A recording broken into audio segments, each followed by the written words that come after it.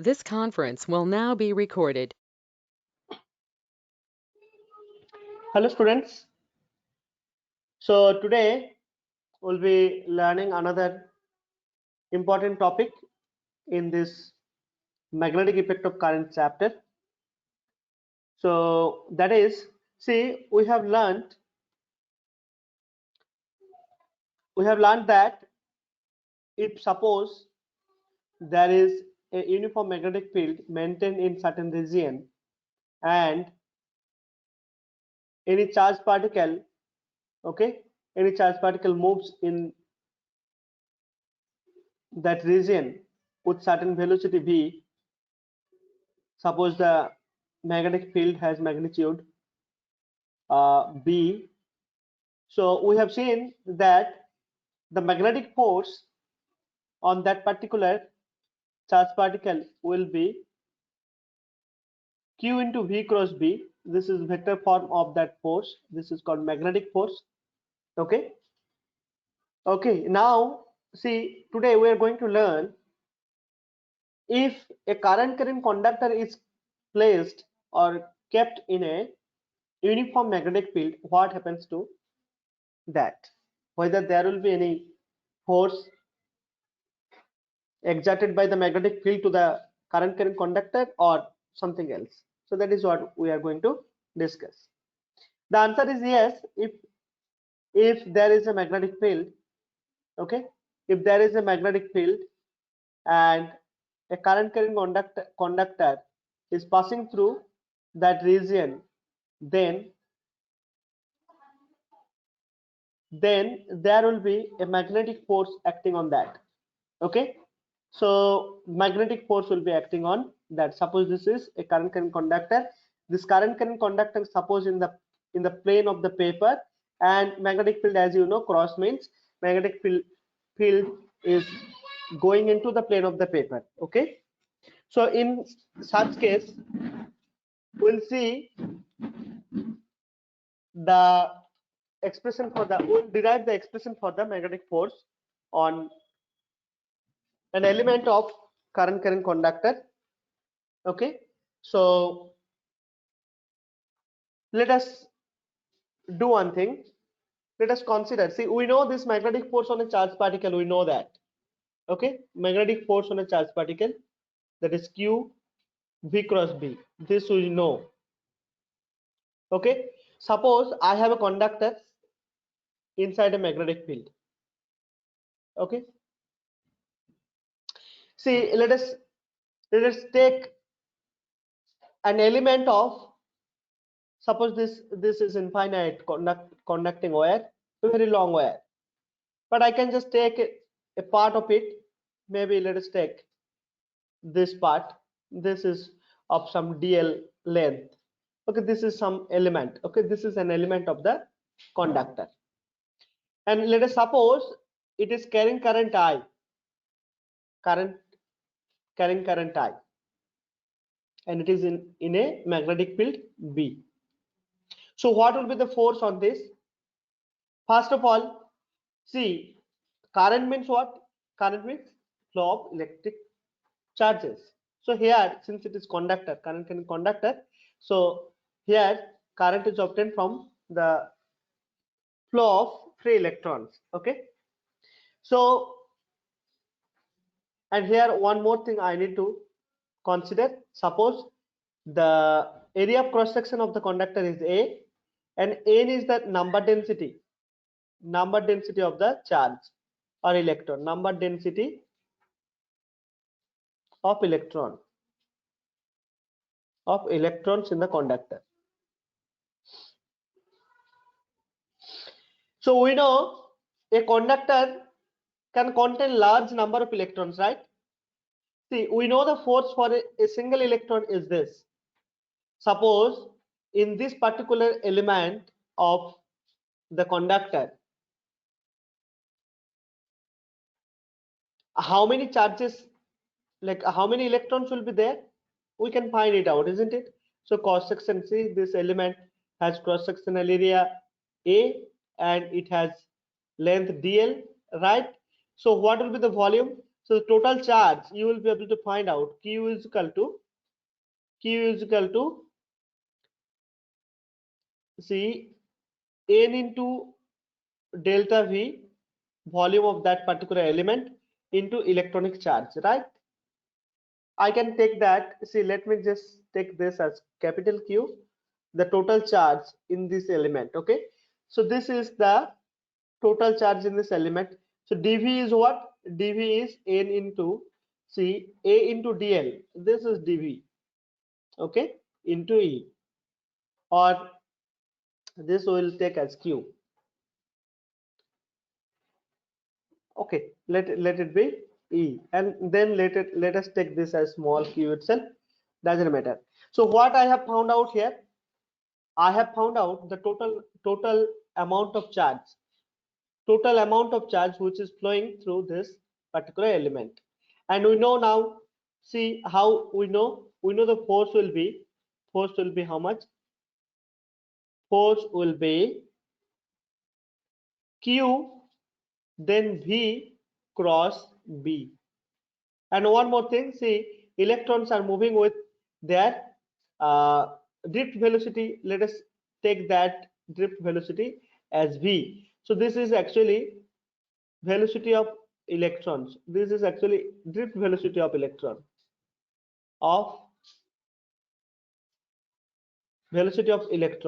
okay, inside the conductor. This I'm just taking. So what I tried to mean that a conductor consists of large number of electrons which are moving with drift velocity V. Here I have taken V as the drift velocity. And see, we know if a charge particle moving in a magnetic field will experience a magnetic force, that is Q V cross B. So that is what we are going to do here. See, what is this Q? We'll write it here. Q is N into A dl and then E, and this is V cross B. Okay, so we have seen that. Okay, I'll just take it here. I'm sorry, I don't have space here. Then what I can do,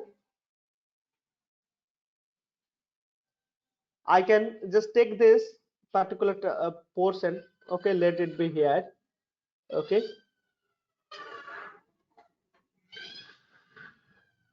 this force, magnetic force on the charge particle will be N A dl E V cross B.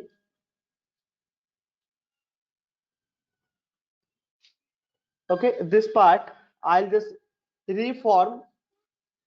Okay, we can do a little bit of simplification because see, drift velocity anyway we are not going to get it.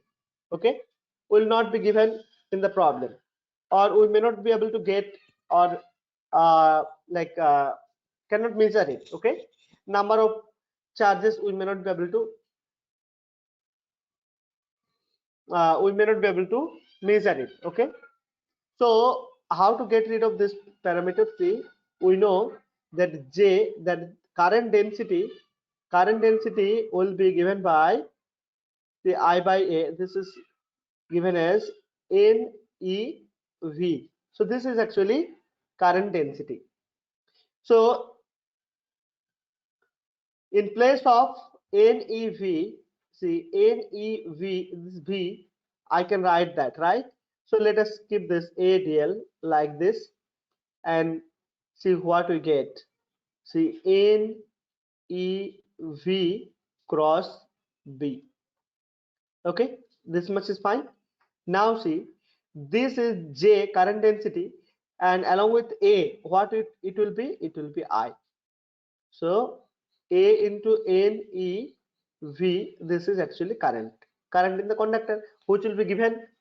Okay, see, these parameters may not be given, like N will not be given, then area of cross section may not be given, drift velocity may not be given. So what will be given? The current will be given. Current in the conductor will be given. So ANEV, this part I can write, see from here, this part I can write, this is current. So I can write this as IDL totally. IDL. This is see, now it is a current element. It is now become current element into see cross B. So this is actually the form of the magnetic force, and see this left hand side I have to write as vector. So let me put arrowhead. So what is the magnetic force on a current carrying conductor? If the current carrying conductor is carrying a current I, and if we consider a small element, or even if it is small element, we can just take this length itself. If the length is given, I will directly take the length itself. Okay, so magnetic force will be given as AB, or simply F is equal to I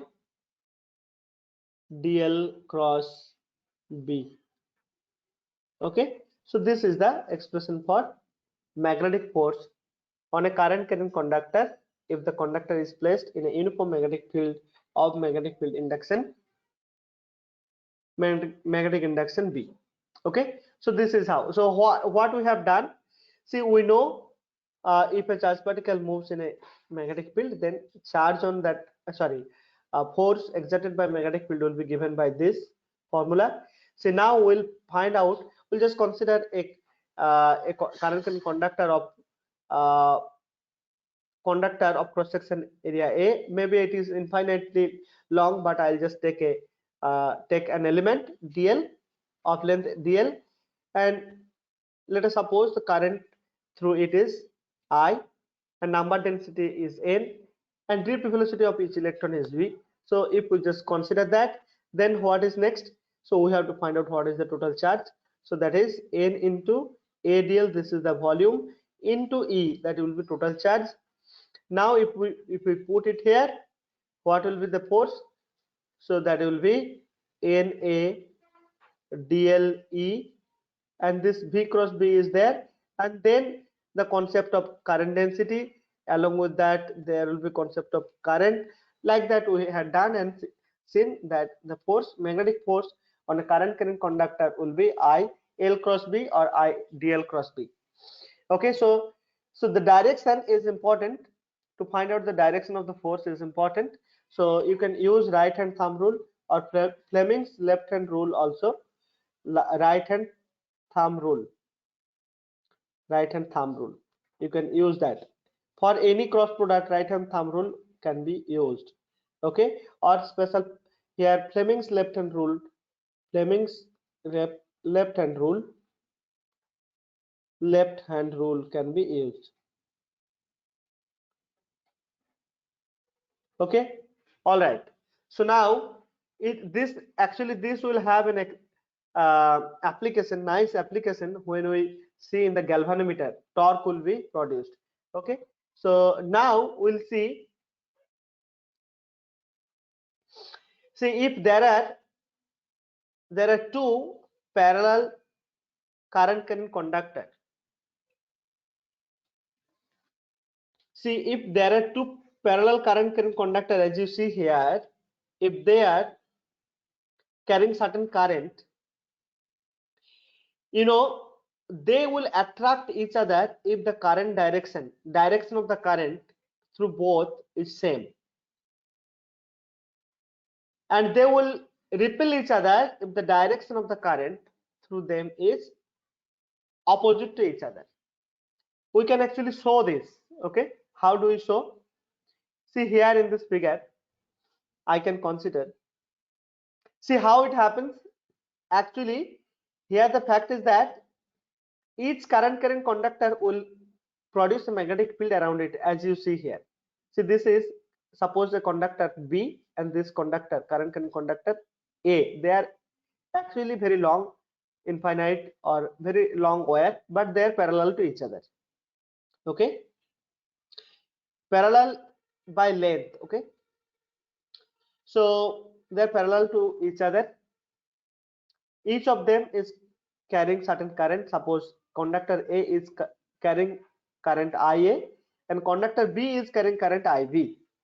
Okay. Now see, each of them will produce a magnetic field around them. Conductor B will produce a magnetic field around it. Conductor A also will produce a magnetic field around it. Now we have just learned that if a current conductor is placed in a magnetic field, it will experience a magnetic force, that is I L cross B or dl cross B. We can write dl cross B. Okay, so this is the force which will be experienced by a current conductor if it is placed in a uniform magnetic field B, right? So here this thing will happen. This is why if the direction of the current in both the conductor is same, then they will attract each other, or if the current in the conductor are different, then they will repel each other. See, if the directions of the current, see, in this case conductor is A, this is conductor B. See, the current direction in A is in the upward direction and this is the downward direction. So the conductors will repel in this case. We'll show you how it is. Okay, so I have told you what are the facts. Now we'll see, we'll find out the expression for the magnetic force. Okay, magnetic force experienced by a current conductor on each other. Okay, so let us, for the time being, let us consider these wires. We have taken the part of them and they have certain length, suppose L. Okay, let us take that for the time being. Okay, now what we are going to do,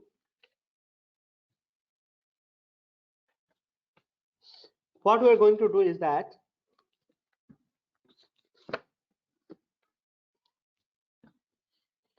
see, let us consider this current conductor A. Okay, and this is B. As you know, the current, you can see IA and IB are flowing in the same direction. Now see, we know a current conductor will produce a magnetic field. What is that? And it is this, I have taken a straight long wire. So what will be the current? Mu 0 I by 2. See, this conductor will produce magnetic field at this particular position. Suppose the separation between them is D. So what will be the current, what will be the magnetic field produced by a straight long wire? We can apply, see, this is 2 pi D, mu 0 I by 2 pi T. Okay, where, so this mu 0 IA, see this, suppose the current wire A is producing a magnetic field on or at this position, so I can write this magnetic field denoting this as BA. Here you can see that. So BA is produced by, so BA is the magnetic field produced by the conductor A at the place of, or at the region of the conductor B. So that is given by mu 0 IA. This suffix A is meaning that this current is through the conductor A. Okay, then what? Then we know this this magnetic field will exert a force on the current conductor, right? And what is that force? What is that force? That force we have to find out. How do we find out that force? We have just now seen how to find out that force. Okay, we'll apply that here.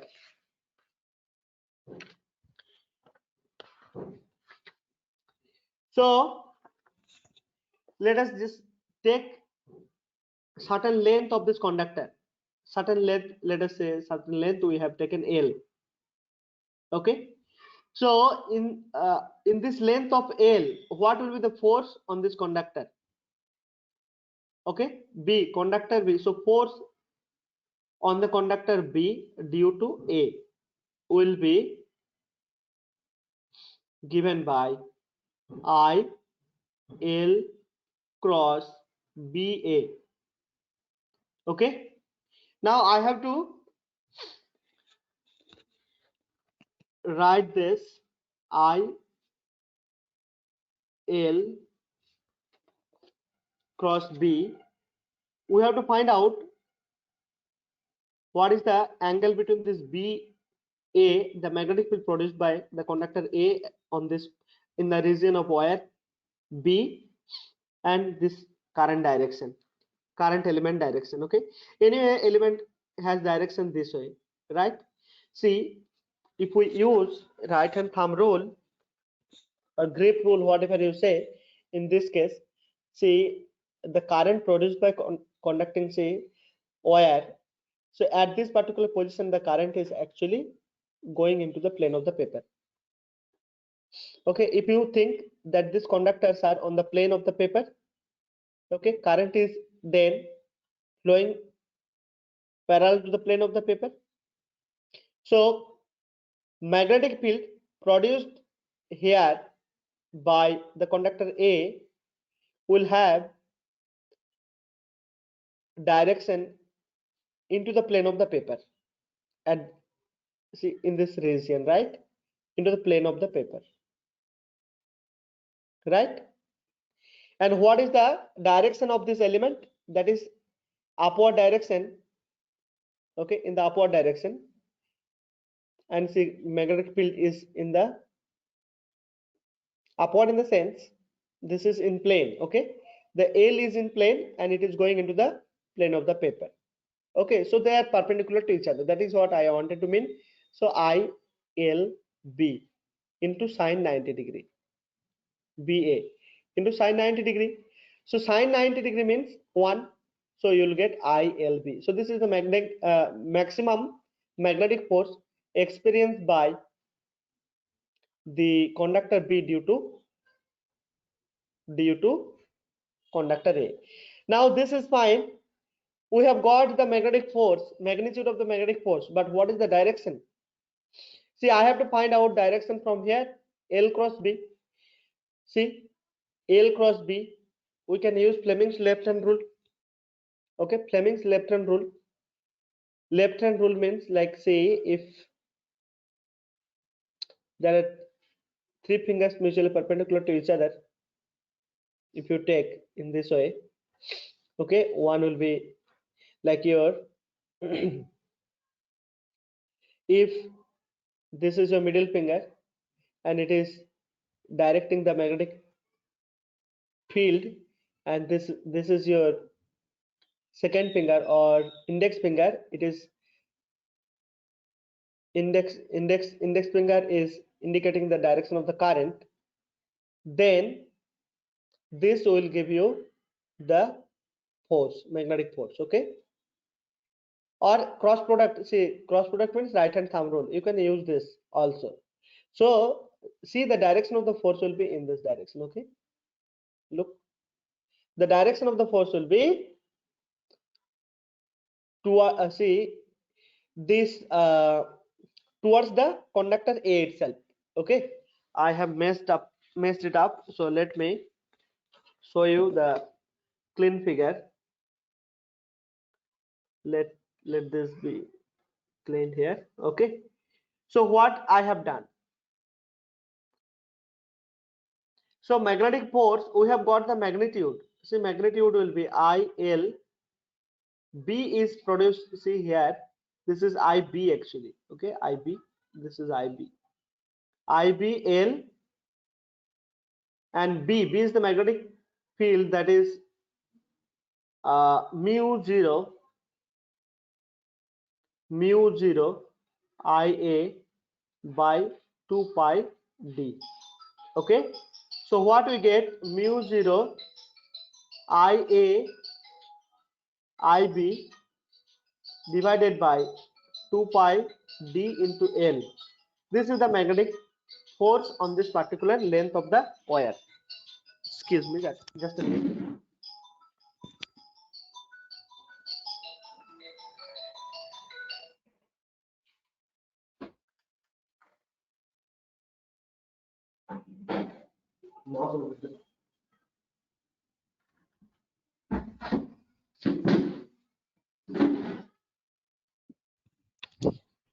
So what we see, that the conductor A is attracting the conductor B. That is what you have seen. See, we can see what is the force exerted by conductor B on the conductor A. I can do the similar way. Suppose now this is the conductor B, which is carrying current IB. So it will also produce a magnetic field. Suppose at this region, in the region of the conductor A, what will be the magnetic field, magnitude of the magnetic field? So mu 0 I by 2 pi d. Here just IB, okay, mu 0 I by 2 pi d. So the force we have got, okay, so I'll just clean this portion. See, I'll just write one thing.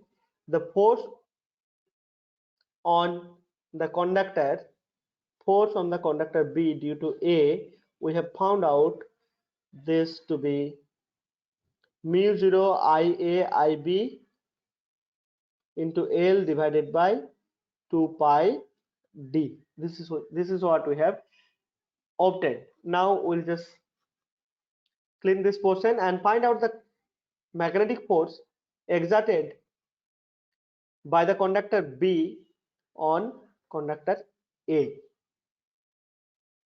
So the conductor B also will produce a magnetic field in the region of this conductor A. Look now, if you apply right hand thumb rule or grip rule, whatever is the grip rule, the direction of the magnetic field, this region, near this region, will be out of the plane of the paper, out of the plane of the paper. Okay, in this region it will be out of plane of the paper. Okay, I hope it is clear to you. If you keep your thumb in this direction, okay, keep your thumb in this direction, okay, and you just grip this, try to hold this wire with other 4 fingers, then you will see your tip of the fingers will come out of the plane of the paper in this region. Okay, so this is shown here also. So anyway, this is, see, this will produce a magnetic field B, that is the magnetic field produced by conductor B will be mu 0 Ib by 2 pi and d. This is the magnetic field. Now I can consider L length of this conductor again, conductor A. So I can find out force on the conductor A due to B, because B is producing magnetic field here. So I A L cross B, B here B. See, in this case also, see, the length L is this way. Okay, if I keep these wires in the plane of the paper, then in the upward direction, okay, or north direction you can say, and the magnetic field here is actually vertically upward. This is actually in the plane, okay, in the plane, and this is vertically upward, okay, which is coming out of the plane of the paper. That means B and L, IL, both are having actually 90-degree angle between them. So here also it will be IA L B B sine 90 degrees 1. I am not writing that. And there the direction here is important. See, direction in this case, see, L is this direction and magnetic field is coming out of the plane of the paper. See, now it is easily found out from thumb rule or Fleming's left hand rule that the force on the conductor A due to conductor B will be towards the conductor B itself. That means this is kind of a attraction, attractive force that is exerted by conductor B on conductor A. As we have seen in case of uh, conductor B also, it is experiencing an attractive force by conductor A. So these forces are actually force AB minus force BA. So they are equal in magnitude. I can show you here. See, so we have this I A L B B. So this BB, if we put the value of this magnetic field, so that is mu0 IB by 2 pi d, right? So I get mu0 IA IB then L divided by 2 pi d. So magnetic force per unit length, okay, unit length will be, so magnetic force per unit length, we are just writing magnitude. Let us keep this magnitude itself. So what will be the magnitude per unit length? This will be mu0 IA IB divided by 2 pi d. Okay, so this is FBA. Similarly, FAB also will be the same. See, FAB. So we have the same expression. See, mu0 IA IB by 2 pi d. Okay, both are actually by magnitude both are same, but they are attractive in nature, so they are directing opposite to each other. Okay, so this is how, if there are two parallel current conductor carrying current in the same direction, then they will attract each other. Okay, they will attract each other. All right,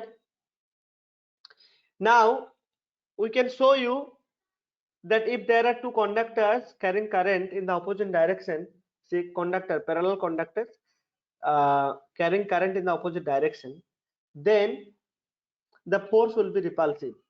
How? See, suppose I consider conductor A. This will produce a magnetic field here. See, since current in the upward direction here, the magnetic field will be in this region. Magnetic field will be into the plane of the paper. Okay, and current is in this direction, and see, magnetic field is into the plane of the paper.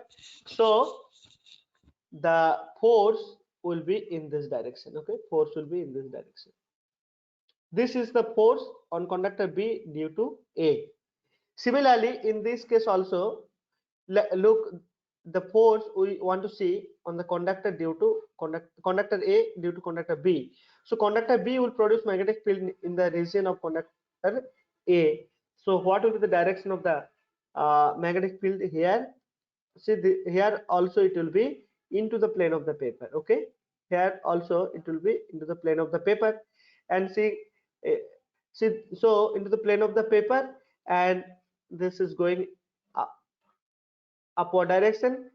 So this is L cross B, right? So this is L, this is B, L cross B.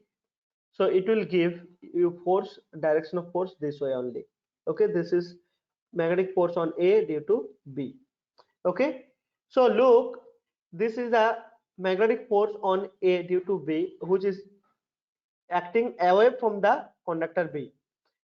At the same time, we see that this is L. So at the same time we see the force exerted by A on B is also acting away from the conductor A. So that's why this force is actually repulsive in nature. So I have two corollaries.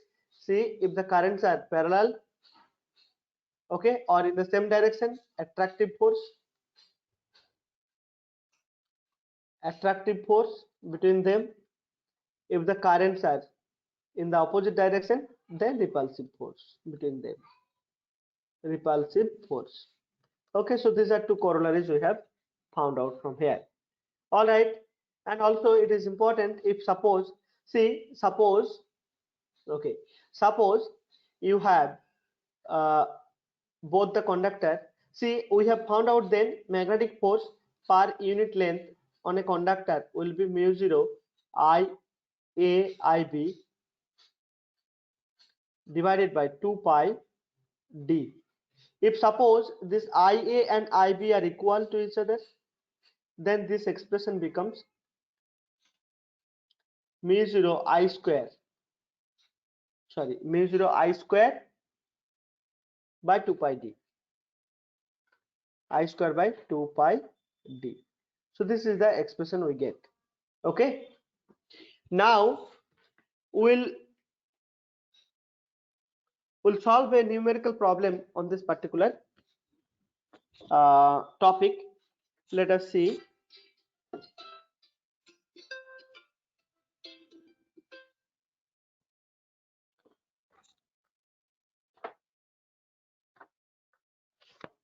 Okay, so we'll solve a numerical problem on this particular topic. I have got a problem here for you. Okay, so what is the force? What is the problem? We'll read out and let me give you the options here.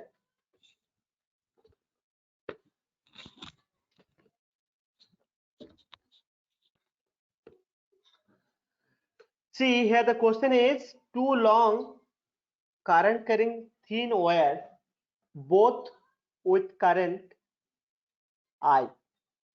That means, see, there are, okay, they are held by insulating thread of length L and are in equilibrium as shown in the figure, with threads making an angle theta with the vertical. I'll explain you. Suppose there are two long wires, okay, thin long wires. So these are actually wires like this. So these are parallel wires. Okay, these are parallel wires. Here it is shown by two circular things like this. Okay, so just consider here, these are not very parallel in my drawing, but you just consider two parallel wires. Okay, two long current carrying wires, and by default we will take this as parallel wires. Okay, like this, two parallel wires. They are held with two insulating threads. These are actually insulating threads.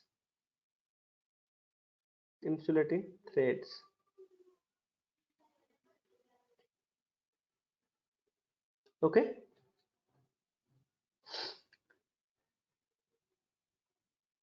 and length is given L.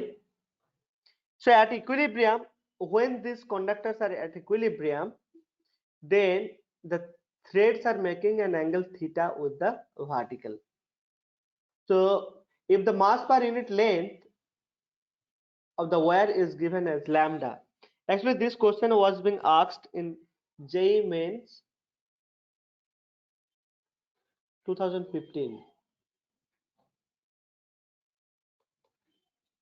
JEE Main 2015. So if the mass per unit length of the wire is lambda, then the value of current I is option A. Option A says sine theta square root of pi lambda GL by mu 0 cos theta. cos theta. Option B, 2 sin theta square root of, this is mu 0, square root of pi lambda gl, lambda g l, g is gravitational acceleration,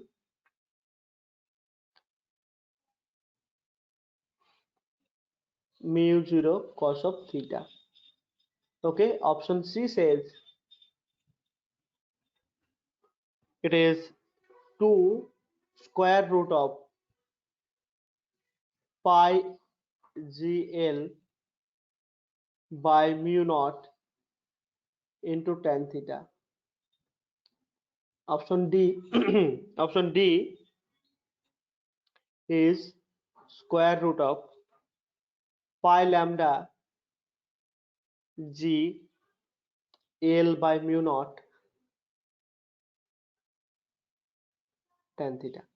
So these are the options. I'll just repeat the question. So there are two long wires. They are both carrying current I. Now they are held by insulating threads of length L. They are in equilibrium as shown in the figure, with threads making an angle theta with the vertical. If lambda is the mass per unit length, then value of the current we have to find out. Okay, just go to the next page. See, in this case, one thing is very sure, that, or very clear, that the conductors, see the conductors, okay, let me draw a simplified figure here.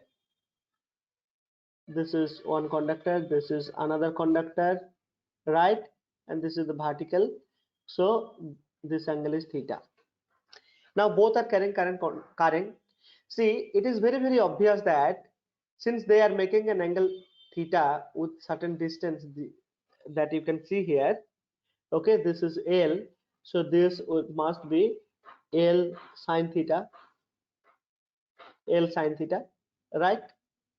This must be L sine theta, okay, and this is also L sine theta because both are L, so this is also L sine theta. That means they are maintaining a distance.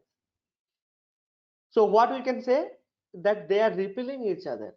The wires are, conducting wires are repelling each other. Okay. So now one thing we'll do here, we'll see in any kind of equilibrium, mechanical equilibrium obviously. So in any kind of mechanical equilibrium, the net force has to be 0, right? So we'll see here what are the force available. So one thing obviously we can say, that the weight of this, if the length, if, okay, so one thing is obvious, that is, suppose the length of each wire is small l, some element I am taking, okay, at the equilibrium, so the weight mg, that means lambda into L into G, this is acting vertically downward. See, there will be a tension in this thread. So if this is vertical, then this also is theta. So this is tension. This tension will have two components, one along this way and another along this way, right? So this is T cos of theta and this is T sin theta, right? See, this is due to tension and this is due to weight. Now this guy will give a repulsive force on this particular conductor, right? That repulsive force will actually balance this T sin theta, and T cos theta will balance this mg, weight of the conductor. Similarly in this direction also, so this direction repulsive force, this direction T cos theta, okay, same thing. This is the weight of the conductor, and this way this will be t sine theta. They will balance each other, right? So this is what will happen. So what is this? Then we can write t cos of theta is equal to lambda L and G. I have taken this L is the length of the conductor, right? And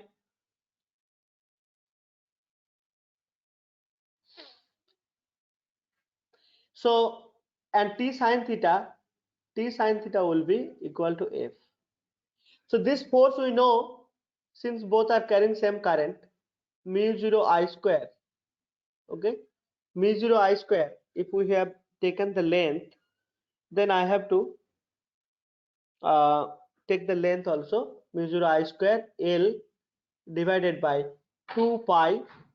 The d is the distance between both of them. So this distance will be L, 2L sine theta, L sine theta plus L sine theta, 2L sine theta, right? So this is the force, okay? So this force we can just equate here.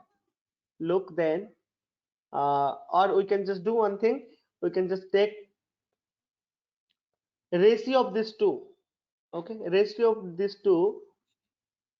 So t sine theta by t cos theta, let us write. Then see what we get. T cos of theta. So that t get cancelled, and see this sine theta means f means I can directly write that, we'll write later. So lambda L into G. So here right hand side, let us write mu 0 I square, this is small l divided by 4 pi L capital L, 4 pi capital L into sine theta, okay? So this is what it is, 4 pi L sine theta, right? Now look, I'll just write this here. See, I have to find out I. So I square is equal to, see, this will be sine square theta if I multiply here. So look, this will go here and this part will come down. So 4 pi L sine square theta divided by what we get here. I think I have left lambda somewhere. Okay, so there was something here. So this will be lambda L and G. So this L will cancel each other. Okay, so there will be a G also here. Okay, there will be a G and lambda also here. Lambda. So 4 pi lambda G, 4 pi capital L G into lambda into sine theta. This, sorry, sine square theta. And in the denominator, what we get? We get mu 0 and cos of theta. Okay, so if I want to find out the value of I will be, then see, square root of this whole term, 4 pi, I'll not write again, I'll just give square root here. So I will be square root of this whole thing, then I'll write the final result. Okay, see, then I will be, see, 4 I'll make it 2, this I'll bring out 2 sine theta, then square root. See what is remaining, see pi is remaining, L is remaining, G lambda is remaining. Okay, so pi lambda L G divided by mu naught cos of theta. So we'll just check whether there is some option with that. So 2 sine theta, pi lambda GL by mu cos theta. I can just arrange that, pi lambda GL by, sorry, pi lambda GL. GL by mu cos theta. So this is how we have to solve problems related to this. I think I'll stop it here for today. We'll take up magnetic torque on a current loop, and galvanometer part we'll learn in the next class. Galvanometer, moving coil galvanometer. Okay, magnetic torque on a loop and moving coil galvanometer, they are related to each other. We'll cover these two topics in the next class. Okay, all right, so moving coil galvanometer and magnetic torque. So thank you for your patience. Bye for today.